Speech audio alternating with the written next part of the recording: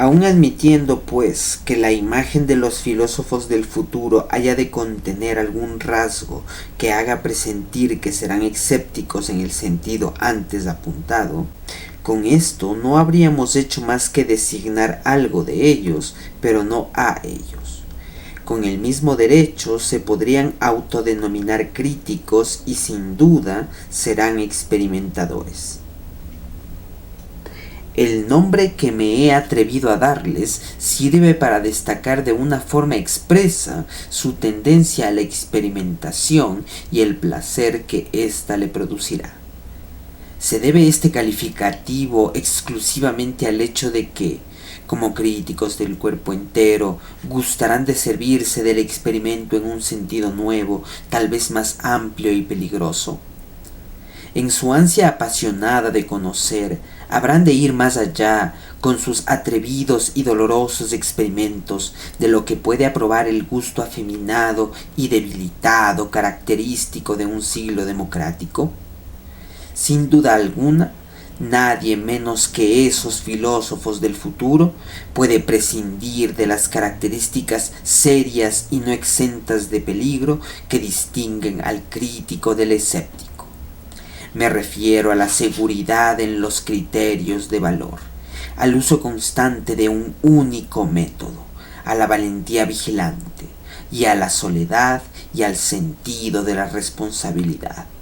Más aún, admitirán que sienten placer al negarse y al destrozar algo, y que una cierta crueldad lúcida les permite manejar el bisturí con seguridad y precisión aunque les sangre el corazón.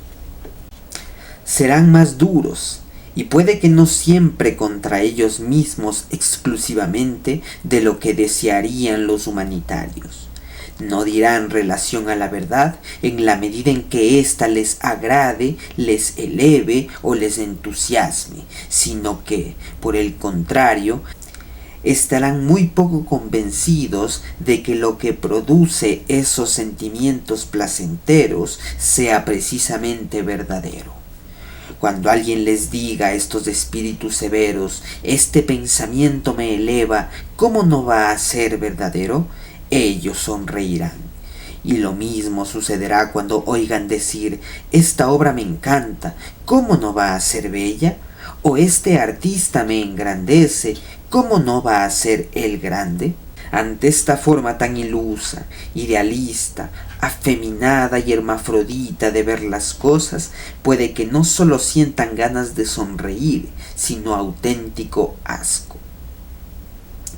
Y quien sea capaz de llegar hasta lo más íntimo de su corazón, no descubrirá nunca allí el intento de conciliar los sentimientos cristianos con el gusto antiguo, y menos aún con el parlamentarismo moderno, espíritu de conciliación que en nuestro siglo tan inseguro y en consecuencia tan conciliador descubrimos hasta en los filósofos.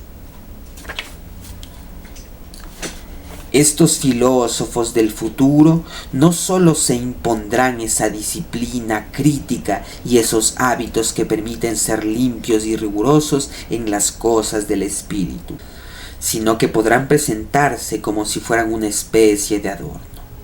Con todo, no por ello pretenderán que se les considere críticos sin más.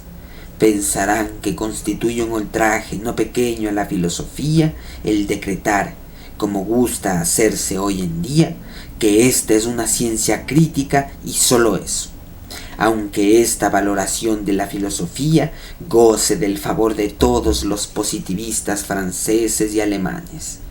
Puede que incluso hubiese halagado los sentimientos y gustos de Kant a juzgar por los títulos de sus principales obras.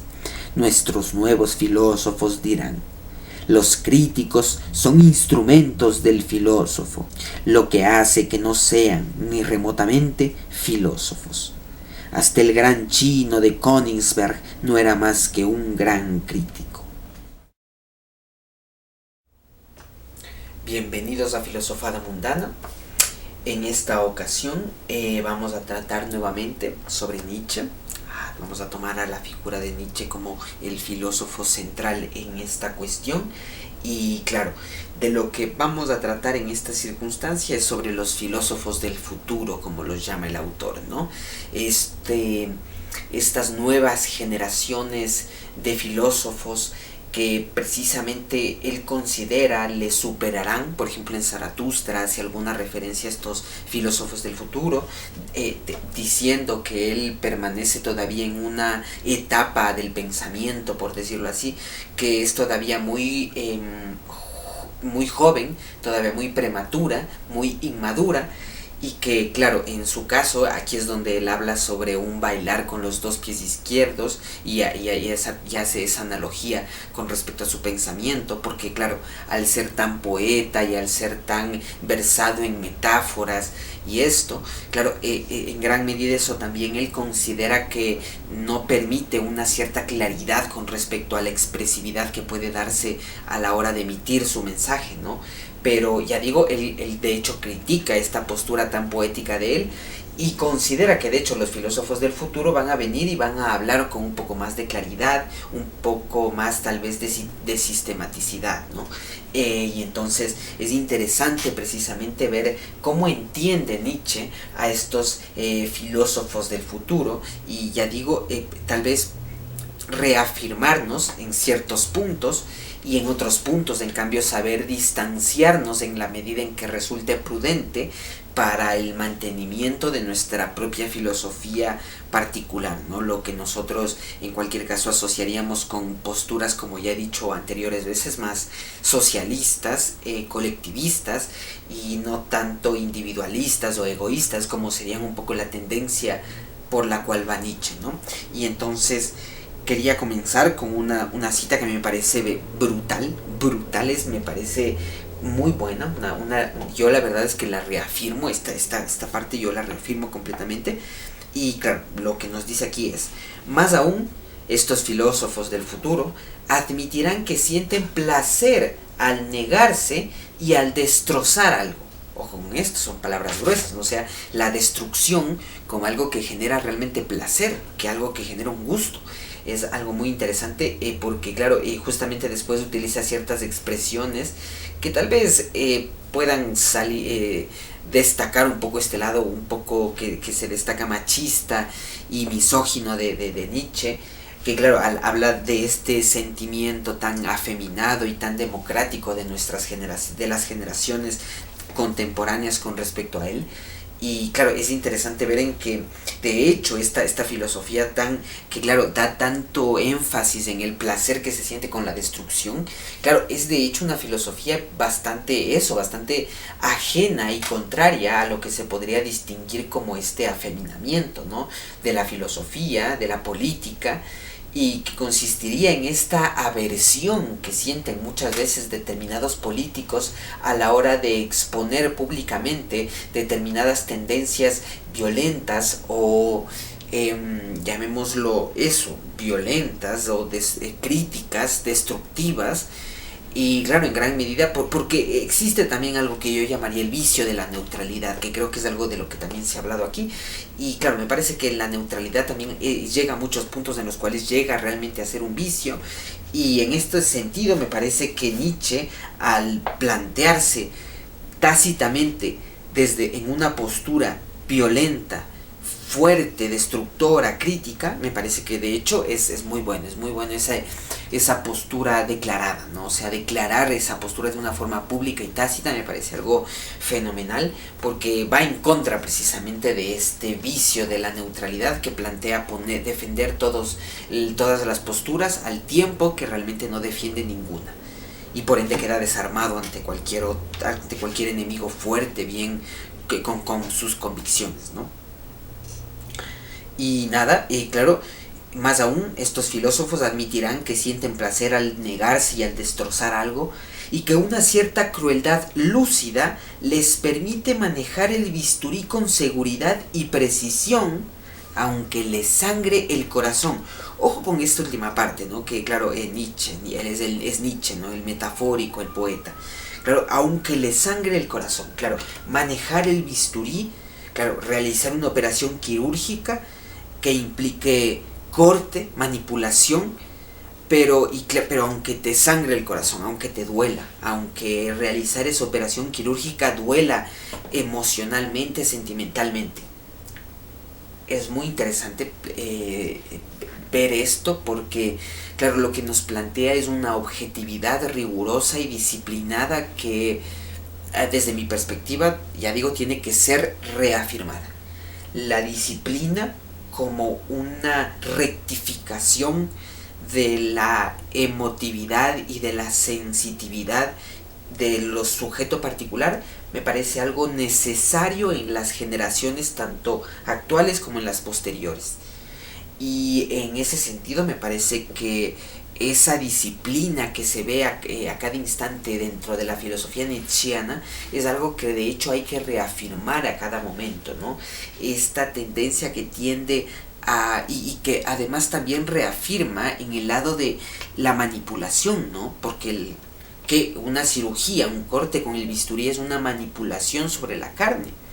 Y en ese sentido, Nietzsche, claro, de hecho considera que está muy bien eso, que está muy bien, de hecho, lo que llama una crueldad lúcida a la hora de realizar alguna operación quirúrgica, aunque esta operación quirúrgica, esta manipulación implique alguna especie de disgusto personal, etcétera. Pero claro, la disciplina y la objetividad vendría a ser entonces lo que Nietzsche reivindica y lo que yo considero que tiene que ser, reafirmado, y hay que darle aquí en cualquier caso la razón a Nietzsche, al menos en este pequeño aforismo, ¿no? Porque también hay que ver que, claro, hay muchas partes donde hay que distinguir cosas y tales, ¿no? Pero yo diría que en esta parte va muy asociada, de hecho, con nuestra idea de la libertad activa.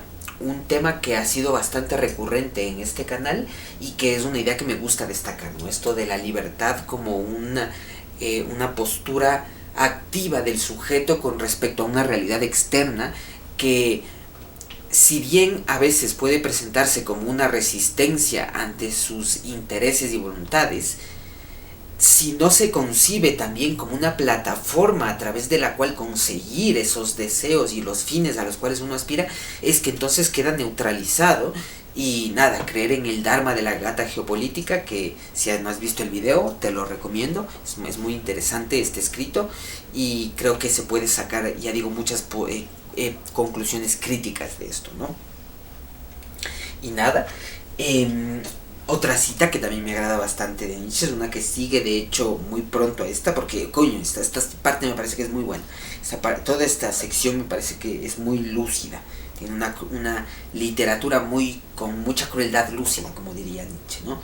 Serán más duros estos filósofos del futuro, y puede que no siempre contra ellos mismos exclusivamente, ojo con esto, porque claro, algo que muchas veces Nietzsche critica, por ejemplo, dentro de la cristiandad y dentro de los creyentes religiosos, claro, es esta austeridad y esta disposición a alejarse del cuerpo propio. Y claro, porque claro, es lo que se reivindica dentro de la creencia cristiana es del alma. Y claro, en ese sentido, para purificar el alma hay que purificar el cuerpo, pero para purificar el cuerpo entonces hay que en gran medida mutilar muchas cosas del cuerpo. Es decir, estos gustos, como por ejemplo la lujuria o el deseo sexual, tienen que ser reprimidos, tienen que ser mutilados. Y claro, en ese sentido es que Nietzsche vendría precisamente a criticar esa automutilación de los cristianos con respecto a su propia voluntad de poder.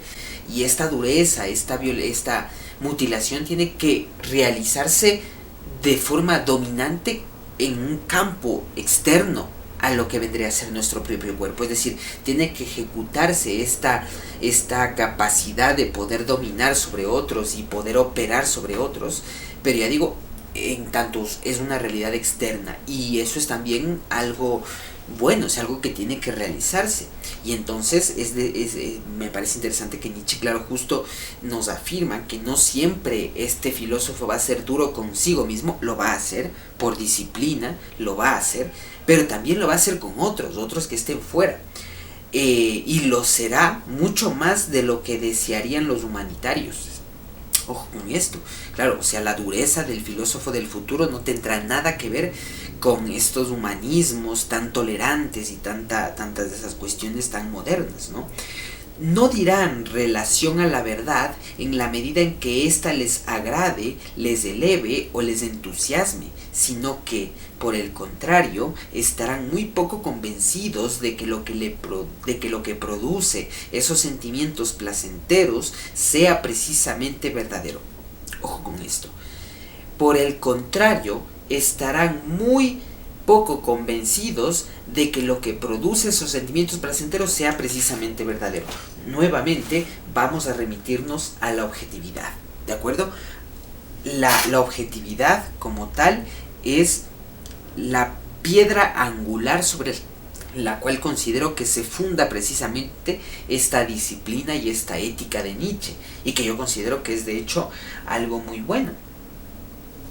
Porque entonces la verdad ya no vendría a ir coordinada con los gustos particulares o con los placeres mundanos de los sujetos, sino que precisamente vendría a ir versado sobre una disciplina que aspira a un fin universal y a un fin todavía más grande, ¿no? Que en el caso de Nietzsche vendría a ser el superhombre, ¿no? Pero que es admirable esta disciplina que defiende Nietzsche, en contra de lo que podría imaginarse de un individualista o un egoísta, porque claro, muchas veces de un individualista o un egoísta se puede esperar que defienda esta valoración demasiado fuerte hacia los gustos internos, hacia los deseos y todo eso, pero Nietzsche no. Nietzsche en cambio adopta la posición de criticar precisamente esos deseos, la lujuria, la lascivia, precisamente porque él a lo que aspira es más bien a una disciplina que esté coordinada hacia un fin que es el superhombre, y que por ende exige esfuerzos, trabajo duro y todo eso, ¿no? Y que yo ya digo, como ética, me parece algo que hay que defender y hay que reafirmar. Tal vez cambiando un poco ciertos parámetros y ciertos referentes, pero hay que mantener ciertas formalidades, ¿no? Listo. Otro tema que también me parece fundamental para tratar es esta crítica hacia la democracia que ejerce Nietzsche, que como el buen Nietzsche que es completamente poética, pero que sin embargo se puede tal vez sacar algo de ahí, ¿no? Y que es esta idea de irse en contra de esta tendencia tan viciosa a defender todo lo que tiene que ver con algo democrático, ¿no? Como lo dice aquí. Y lo mismo sucederá cuando oiga decir: esta obra me encanta, ¿cómo no va a ser bella? O este artista me engrandece, ¿cómo no va a ser el grande? Claro, poner como parámetro de lo que debe ser noble y grande estrictamente el gusto particular, estrictamente lo que a uno le agrade particularmente. Ese vendría a ser aquí lo que es para Nietzsche un síntoma de degeneración, porque más bien tendría que estar sometido a un fin meta subjetivo, digámoslo así, ¿no? Entonces, ante esta forma tan ilusa, idealista, afeminada y hermafrodita de ver las cosas, puede que no solo sientan ganas de sonreír, sino auténtico asco. Y quien sea capaz de llegar hasta lo más íntimo de su corazón, no descubrirá nunca allí el intento de conciliar los sentimientos cristianos con el gusto antiguo, y menos aún con el parlamentarismo moderno. Véase todas las críticas que va realizando poco a poco a estos temas redundantes de la compasividad, de la entrega hacia las masas, el rebaño, y lo que viene a ser después evidentemente el parlamentarismo, ¿no? Que es la democracia, que todos tengan la decisión de opinar, todos tengan la oportunidad de opinar sobre cualquier tema político y tengan su decisión y todo eso. Claro, esto vendría a ser para Nietzsche de hecho algo criticable, algo que de hecho hay que también negarse ante ello, y también ver también la degeneración que implica ese tipo de modelos, porque nuevamente, claro, nos estamos yendo al tema de que poner como parámetro estrictamente lo que a mí me gusta particularmente es precisamente la degeneración absoluta, porque entonces ya no se está teniendo como parámetro algo objetivo y digámoslo noble, algún referente extra subjetivo que vaya más allá de la subjetividad particular de un solo sujeto y englobe de algún modo objetivo a una comunidad, a un común. Eso es lo que se va perdiendo, lo que se elimina. Y entonces nos vemos con sujetos atomizados, reducidos a sus particularidades y sus egos diminutos. Y claro, es la degeneración completa. Es la degeneración completa. Y creo que Nietzsche inclusive va en contra de esto, y para eso establece precisamente el parámetro del superhombre como este factor común que precisamente permita la coordinación de todo este conjunto del pueblo, ¿no? Los sujetos particulares. Y finalmente, la crítica que hace contra la visión de que únicamente la filosofía se reduce a la actividad crítica, a la actitud crítica con respecto a determinadas posturas metafísicas, idealistas, etc. Claro, Nietzsche precisamente lo plantea aquí: los críticos son instrumentos del filósofo, lo que hace que no sean ni remotamente filósofos. Claro, para Nietzsche, el crítico no es filósofo, simplemente es una herramienta del filósofo. Y entonces, claro, cabría entender qué entiende entonces como filosofía y cuál es la sustancia de la filosofía para Nietzsche. Pues bueno, según yo lo entiendo, lo que veo es que Nietzsche, en gran medida, la sustancia de su filosofía completamente vitalista y voluntarista, claro, es una sustancia que implica al superhombre. Entonces, el superhombre se toma como aquella sustancia de la cual surge precisamente su filosofía y su sentido de la vida establecido allí. Entonces nos encontramos con que evidentemente para Nietzsche, en esa situación, la postura que él afirma es la del superhombre. Esa es las tesis que él sostiene y en ella se reafirma. Pero en cambio, nos encontraríamos con que por esta razón él no reduce la filosofía a una actitud crítica, sino también a la reafirmación de estos valores universales, como lo vendrían a ser el superhombre. Y entonces él evidentemente no plantea que la filosofía sea exclusivamente crítica, pero en cambio tendríamos otro tipo de postura sobre la filosofía, en la cual, si bien no puede ser reducida exclusivamente a una actitud crítica, una actividad crítica, cabría entender que entonces la sustancia de la filosofía no radica tanto en esta idea de superhombre, que vendría a ser una idea muy nietzscheana y que es referente para su sistema, pero que en cambio podríamos adoptar otros sistemas filosóficos en los cuales pongamos como sustancia del mismo o como referente central no ya a esta idea de un superhombre o esta idea de un sujeto trascendental que de algún modo nos englobe a todos con unos valores vitalistas universales y todo eso, claro, sino más bien una ontología que pretenda ser metaantrópica, que pretenda de algún modo desbordar un poco también los alcances del sujeto, pero claro, de una forma siempre mediada por las ciencias categoriales.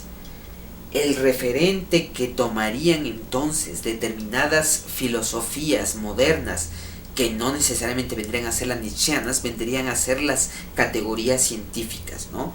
Y vendría a ser estas categorías científicas bien definidas las que funcionarían como una base para estos sistemas filosóficos materialistas, y no ya tanto estas ideas completamente sociológicas, personalistas, como por ejemplo el superhombre de Nietzsche, sin que por ello no planteemos y de algún modo estudiemos esta idea de sujeto trascendental, ¿no? Que es una idea que yo creo que de hecho es bastante moderna y que de hecho está bastante en actualidad, y no es una idea que haya que dejar a un lado porque sea kantiano, porque sea idealista, no, en absoluto, pero sí hay que darle una reinterpretación materialista, ¿no? Y nada, no creo que tenga tal vez un poco más que decir, tal vez investigando más y todo eso. Si te interesó el video y quieres tal vez discutir un poco más, ayudarnos entre todos a aprender un poco más de esos temas, te recomiendo ingresar a nuestro grupo de Discord. Ahí de vez en cuando debatimos y todas las cuestiones. Todavía no está muy activo, pero esperemos que ya de aquí al siguiente año tal vez se active un poco más. Y eso, si te interesa, también tengo una obra en Amazon. Me agradaría mucho que me apoyes. Y nada, hasta una próxima ocasión en la cual trataremos igualmente otro tema de Nietzsche, porque hay muchos temas para tratar aquí, ¿no? Y desarrollarlos es también muy interesante. Y hablar sobre eso, ¿no? Ir desarrollando poco a poco en comunidad también, ¿no? Si es que tienes algún comentario, alguna crítica, ponle en la caja de comentarios, discutiremos allí y todo. Esto ha sido todo, será hasta una próxima ocasión, filosofada mundana.